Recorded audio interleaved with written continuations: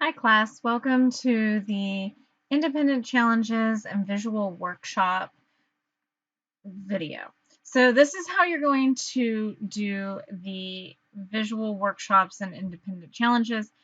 So we're going to click on the textbook Word 1 independent module information for the Canvas, and it says that this is located on page Word 21 of your textbook, and that you need to follow the instructions given in the textbook.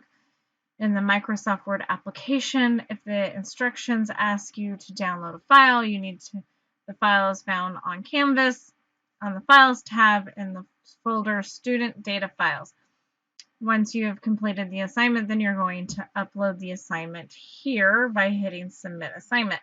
So let's take a look at how to do that.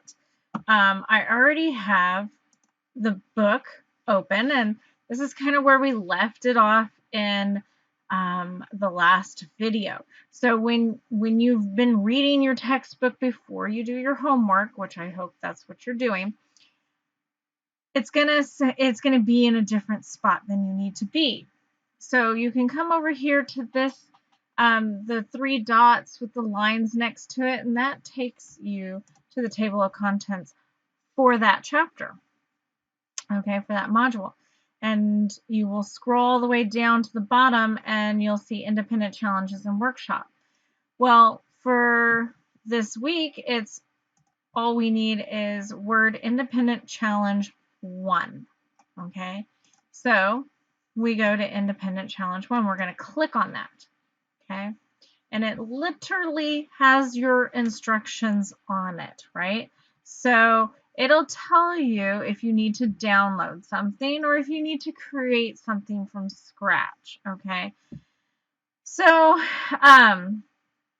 this one will tell you that you had a job interview and that you spoke with several people at the company, including the Picard person, Chief Executive Officer, whose business card is shown below. You need to write a follow-up letter to Miss Picard, okay, thanking her for the interview and expressing your interest in the company and the position. She also asked you to send her some samples of your marketing work, which you will enclose with the letter. Okay, so this is the information, this is who it's going to, so you're going to be creating a letter, okay?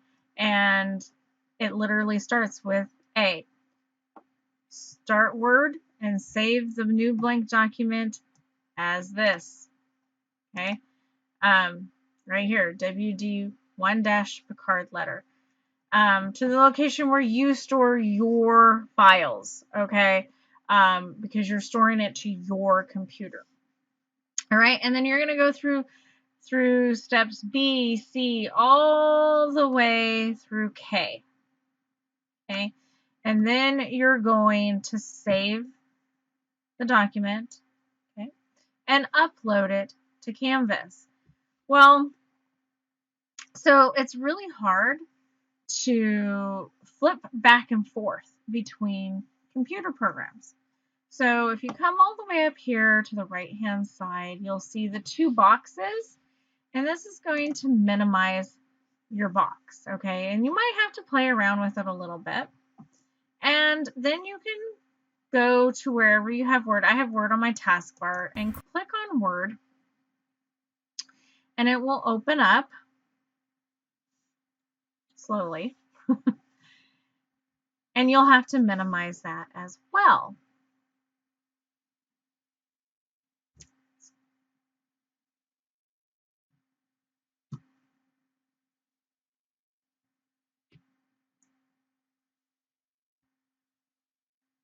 Really slow right now. It's going to go full screen because that's where it typically starts.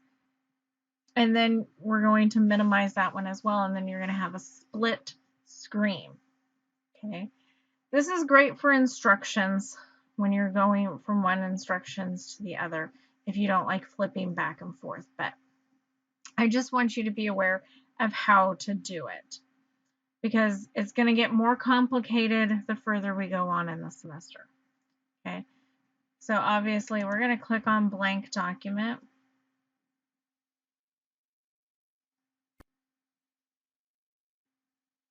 And it's going to bring us here. Up in the right hand corner, you're going to see those two boxes again. Okay, those two squares, you're going to click on that. And it might go over the one that you have. So you just come up to the blue area that doesn't have any writing, and you can grab it and you can drag it. Now, if you go over too far, it's most likely going to fill the whole screen back up again and you have to start over, okay? If you notice, everything gets crunched down this way.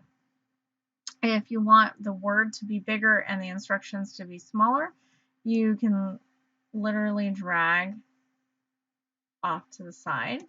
Let's the same way with over here on the internet browser. We can make it smaller this way and make this bigger this way. This is how you get split screen, and if you notice, it isn't so much scrunched up over here. And then you have your instructions over here, and if you notice, it kind of gets scrunched up a little bit more. It isn't so fanned out.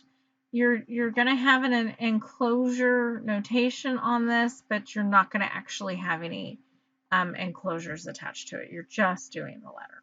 But I wanted you guys to know how to have the split screen up. That way you don't have to have a physical book, which saves you money. Okay, so, and then just to hit the same squares that you reduced it, you can hit it to go back.